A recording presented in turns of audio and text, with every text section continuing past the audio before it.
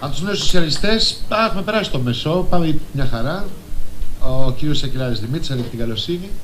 Το ερώτημα που είναι πάντα είναι αυτό που ζούμε είναι ατύχημα ή σχέδιο. Αυτό σε μια άλλη κουβέντα. Την κρίση, πώς είναι, πώς έγινε. Θα κρατήσω το χρόνο. Χαίρομαι, νέος άνθρωπος.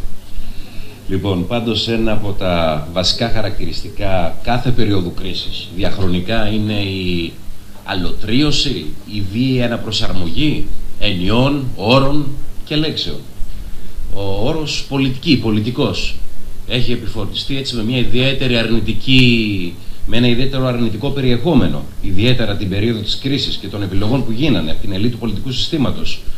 Η έννοια και η ορολογία της σωτηρίας πατρίδος, ιδιαίτερα όποτε ακούγεται από τα στόματα του Πρωθυπουργού κυβερνητικών στελεχών, δεν σηματοδοτεί στο υποσυνείδητο του μέσου Έλληνα τίποτα άλλο παρά μια δυσκολότερη πορεία εις βάρος των πολλών και υπέρ της προστασίας των ολίγων. Η κεντροαριστερά δεν μπορούσε παρά να αποτελεί μέρος της διάβρωσης, της παραφιλολογίας ή της διάλυσης της ουσίας της ενιάς της. Η κεντροαριστερά χρησιμοποιήθηκε λοιπόν ως πρόσχημα ή ως άρμα ή ως όνομα από τον Κώστα Σιμίτη, που είναι γνωστή η φαντασίωση και η επίτευξη στόχων μετατόπισης του σοσιαλισμού ή της σοσιαλδημοκρατίας στο άρμα του σοσιαλφιλελευθερισμού. Αυτό το εξυγχρονιστικό εγχείρημα ονόμασε ως κεντροαριστερά. Κεντροαριστερά σήμερα οι συνιστώσεις του κυρίου Σαμαρά ονομάζουν κάθε τι το οποίο δεν έχει προέλευση τη λαϊκή δεξιά, αλλά συνυπηρετεί την ίδια στρατηγική που εξεντώνει την πλειοψηφία του ελληνικού λαού.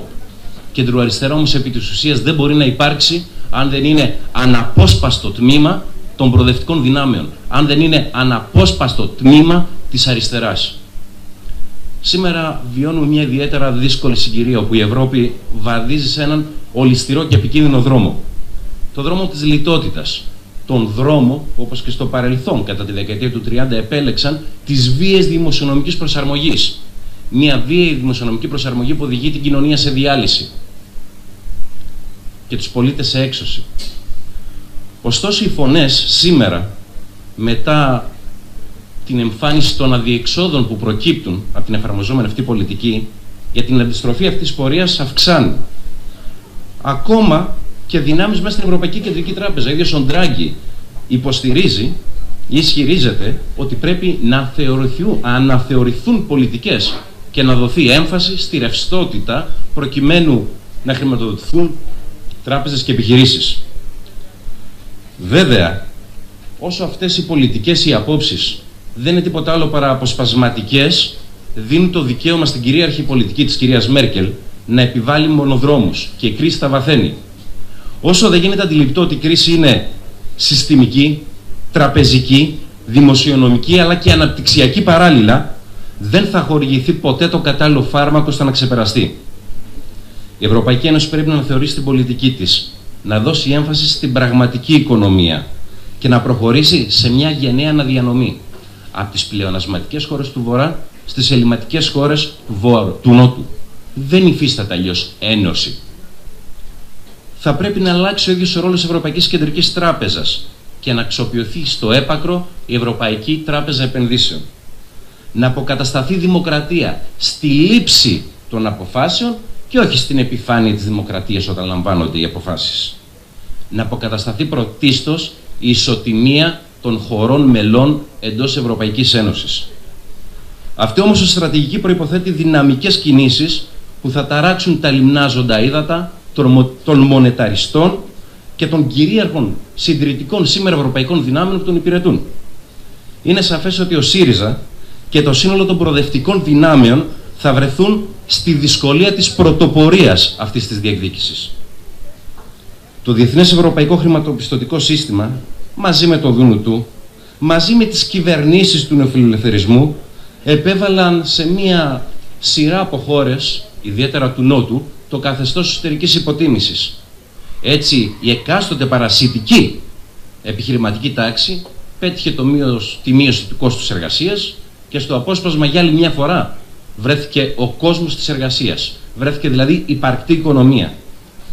Το νεοφιλελεύθερο ιερατείο, σε σύμπραξη με κυβερνήσεις χωρών, επιλέγει πλέον από εδώ και πέρα μια διπλή στρατηγική. Συνέχιση της πολιτικής λιτότητας, αφενός. Αφετέρου, συνέχιση των καπιταλιστικών αναδιαρθρώσεων που εκ του αριστερού βέβαια ονομάζουν μεταρρυθμίσεις. Άλλη μια έννοια, άλλος ένας όρος, ο οποίος έχει βιαστεί. Η ανταγωνιστικότητα για όλους αυτούς περνά μέσα από την βαλκανοποίηση ή κινεζοποίηση των σχέσεων εργασίας. Λένε στη χώρα μας οι κυβερνώντες ότι τα τελευταία χρόνια βελτίωσαν την οικονομία. Η πραγματικότητα είναι όμως ότι με τις πολιτικές που η δεξιά συγκυβέρνηση εφάρμοσε μέσα σε 4 χρόνια, το ΑΕΠ συρρικνώθηκε περίπου κατά 25%. Περίπου 200.000 μικρές και μικρομεσαίες επιχειρήσεις έβαλαν λουκέτο. Λένε ότι καθιστούν το χρέος βιώσιμο, όταν με το PSI δεν κατέστησαν βιώσιμους τους μικροομολογιούχους, ούτε τα ασφαλιστικά ταμεία. Λένε ότι τα πράγματα πάνε καλύτερα, όταν η πραγματική ανεργία έχει ξεπεράσει το φράγμα του 30% και ας μην μιλήσουμε για την ημιαπασχόληση. Καμαρώνουν ότι προχωρούσαν μεταρρυθμίσεις όταν απορριθμίσουν πλήρως την αγορά εργασίας και τις εργασιακές σχέσεις. Μιλούν στο όνομα της δημοκρατίας που καθημερινά βιάζουν και όχι μόνο με πράξεις νομοθετικού περιεχομένου. Καμαρώνουν μάλιστα για την έξοδο από τα μνημόνια όταν θα χρειάζεται η χώρα να έχει πλεονάσματα άνω του 4-4,5% για να πληρώνει μόνο τόκους. Άρα, για την έξοδο από την κρίση υπάρχουν δύο διαφορετικές στρατηγικές που πηγάζουν από δύο διαφορετικούς κόσμους. Η μια είναι ο νεοφιλελευθερισμός, η ύφεση, η διάλυση της επιχειρηματικότητας, η διάλυση της παρκτής οικονομίας. Από την άλλη είναι η προοδευτική έξοδος από την κρίση. Η ανάπτυξη, η αναδιανομή, η πάταξη της φοροδιαφυγής, η αύξηση των δημοσίων επενδύσεων για να υπάρχει αύξηση των θέσεων εργασίας. Η συγκρότηση και στήριξη παραγωγικών επιχειρήσεων.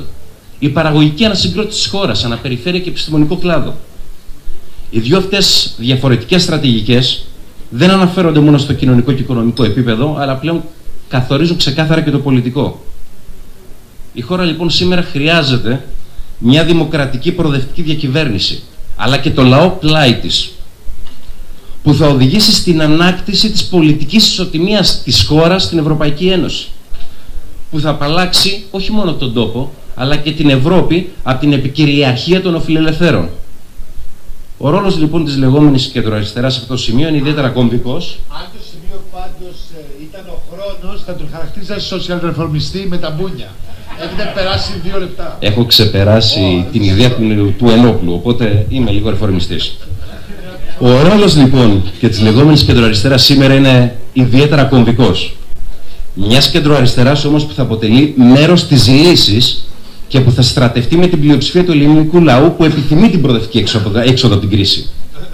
Προφανώς λοιπόν η κοινή αυτή πορεία για τη σωτηρία του λαού και της χώρας δεν μπορεί να περιέχει αυτούς του σημερινού ψευδεπίγραφου Πασόκ που δεν αναγνώρισαν ποτέ στην έννοια σοσιαλισμό ότι αποτελεί αριστερά ή που ταυτίζουν την κεντροαριστερά μέσα από μεγάλα κανάλια, μεγάλες έντυπες εκδόσεις και όχι μόνο, με κάποιον έτσι απροσδιόριστο ταξικά, πολιτικά, μεσαίο πόλο.